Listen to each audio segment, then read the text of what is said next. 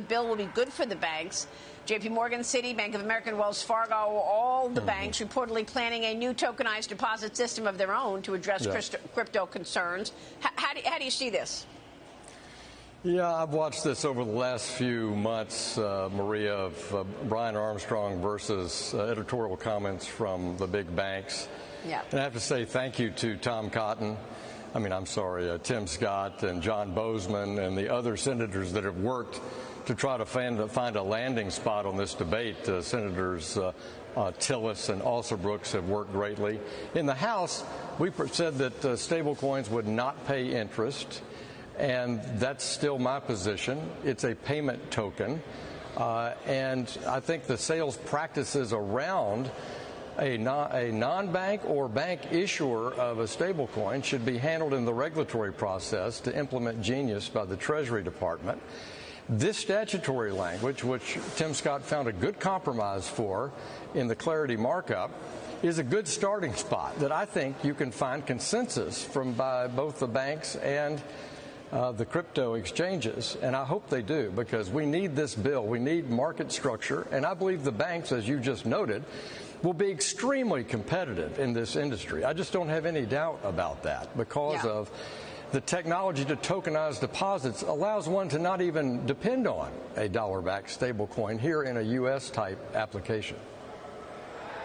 And the banks talked about tokenizing just this week, and they are launching this network that will launch next year, operated under a company called the Clearing House. It allows tokenized deposits to move immediately across blockchain technology with 24/7 settlements. But, Mr. Chairman, what I think Jamie is upset about is he says that even though the language says that the crypto companies will not be able to pay rewards, there are some times, if you're a member of a certain program, that they will be able to pay the reward. So do you see that changing, or the way that the Clarity Act language is today is that will go forward regardless of whether the banks want to fight it or not?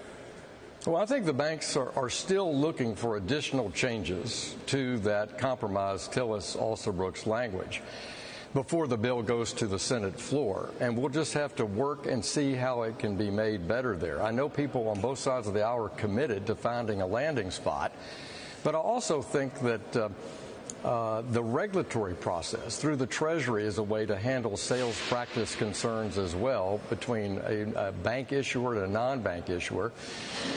And finally, I'd say, look, the banks will be very competitive in this industry if consumers and businesses demand the use of settlement, a payment settlement internationally or domestically through a blockchain on a 7-day, 24-hour-a-day basis. Our banking system is fully prepared to do that, and these recent announcements indicate that. Now, here's what the president of ICBA said. Our analysis shows that Congress must extend the prohibition on payments of yield and interest on payment stablecoin holdings to crypto exchanges, affiliates, and other intermediaries. The role community banks serve is too important to risk. So you've talked about the community banks in the past with me as well. They're getting involved here and backing up the major banks' position on this as well. That's right, but I've spoken to many community bank groups, and look, let me restate my position. I don't believe payment stablecoin tokens should pay yield. That's my position. But I also think that banks will, through their core processor, through their fintech partnerships, through their upstream correspondent banks, will be able to meet any demand for a blockchain-based tokenized payment that is far faster and more competitive with the ability of a dollar-backed stablecoin. So I really think the banks will end up being very competitive here. And banks know how to as you well know, organize compensating balances to pay for services and things of that nature. That's They're right. experts at packaging pricing. So I really believe this is a competitive market, and the big picture here is that we get a market structure bill that allows America to lead the world and innovate in blockchain technology and financial services.